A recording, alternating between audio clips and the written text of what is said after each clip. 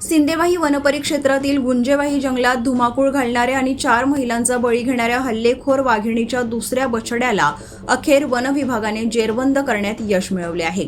28 मे रोजी राबवलेल्या मोहिमेत या बछड्याला बेशुद्धीचे इंजेक्शन देऊन पकडण्यात आले। गेल्या काही दिवसांपासून या वाघिणीमुळे परिसरात दहशतीचे वातावरण निर्माण झाले होते। नागरिकांच्या तीव्र दबावानंतर 23 मे रोजी नरभक्षक वाघिणीला पकडण्यात आले। त्यानंतर 25 मे रोजी पहिल्या बछड्याला जेरबंद केले होते।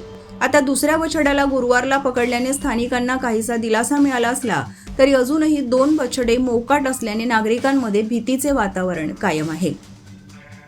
ही मोहीम ताडोबा अंधारी व्याघ्र प्रकल्पाचे पशुवैद्यकीय अधिकारी डॉक्टर RS खोब्रागडे यांच्या मार्गदर्शनाखाली ब्रह्मपुरी वन विभागाच्या टीमने सिंधबोडी कच्चेपार बेट कक्ष क्रमांक 286 येथे पार पाडली। उर्वरित बछड्यांचा शोध घेण्यासाठी वन विभागाने परिसरात 3 लाईव्ह कॅमेरे आणि 30 ट्रॅप कॅमेरे तैनात केले आहेत। तसेच जिवंत आमिष आणि मचाण उभारून बछड्यांना जेरबंद करण्याची प्रक्रिया युद्ध पातळीवर सुरू आहे। वन विभागाकडून परिसरातील नागरिकांना सतर्कतेचा इशारा देण्यात आला असून मोहिमेवर वन अधिकारी विशेष लक्ष ठेवून आहेत।